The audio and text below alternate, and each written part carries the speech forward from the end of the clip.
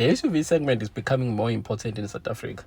During the month of July, in the top 50 best-selling cars, 21 were SUVs, and that's 42% from the list.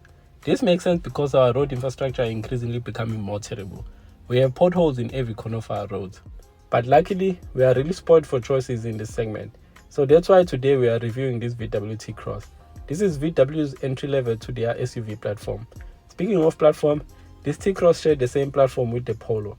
You can check out my review of that car by clicking on the pop-up banner or check out the link in the description. So sit tight and relax because I'm going to tell you everything you need to know about this car. Welcome to Cars 24 and welcome to this video.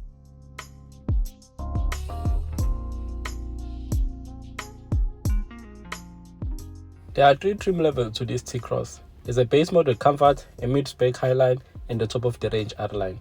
In terms of engines, there's a 1-litre 3-cylinder turbocharged engine which produces 70 kilowatts of power and 175 Newton meters of torque. This engine is mated to a 5-speed manual gearbox, and the fuel consumption is estimated at 5.5 liters to 100 kilometers, and is only available on the Comfort line. The second engine is another 1-litre 3-cylinder turbocharged petrol engine, but this one produces 85 kilowatts of power and 200 Newton meters of torque.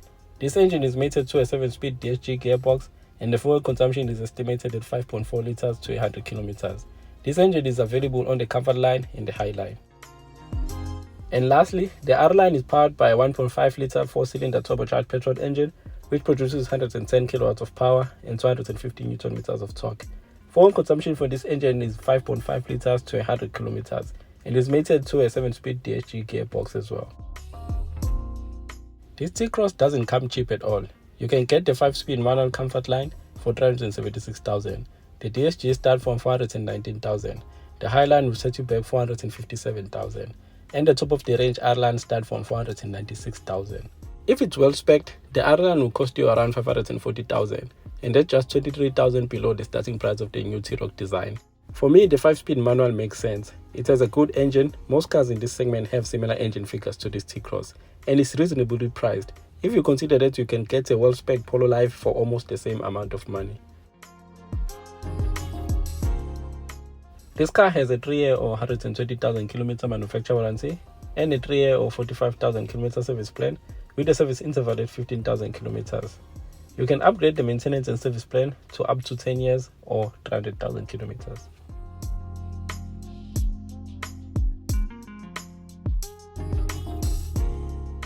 Let's quickly look at the design of this car.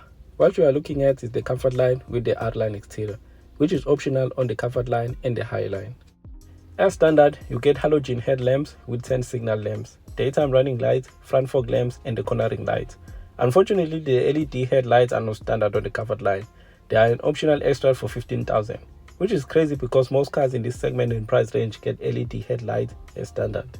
But anyways, moving on to the side profile of this car, the range kicks off with 16-inch alloy wheels.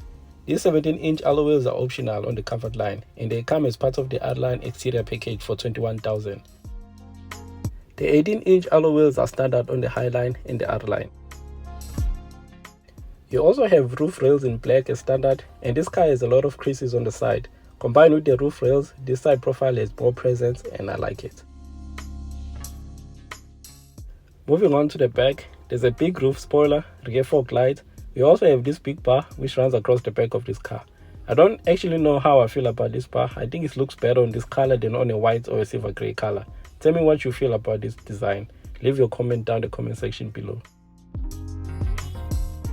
Let's check out the boot space of this T-Cross. You have 377 liters of boot space. You can fold the rear seat in a 60-40 split if you need more boot space. There is also a fourth floor which has your space saver spare wheel. Now let's check out the interior of this VW T-Cross.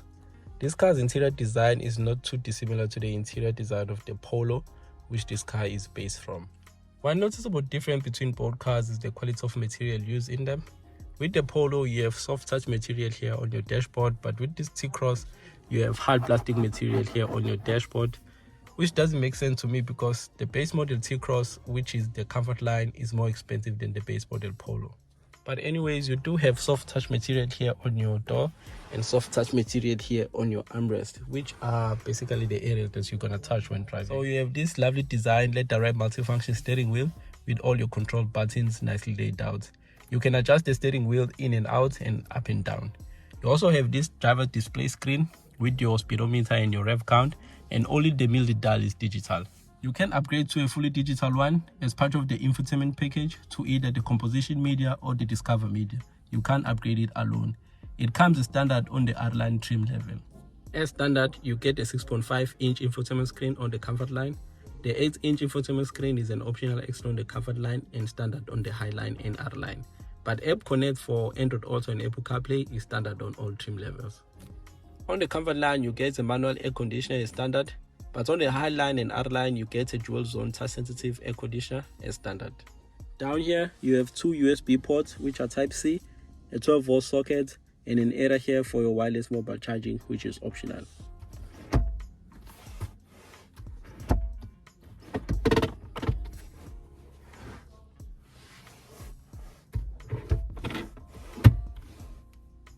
In terms of practicality, you have big door bins, two cup holders, an armrest with an underneath storage, and also you have an average size glove box.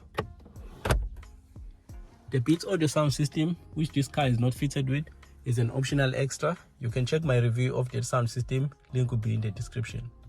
And lastly, the sunroof option is not available with the T-Cross. I guess VW is tied with charging our 15,000. So now let's move on and check out the back of this car.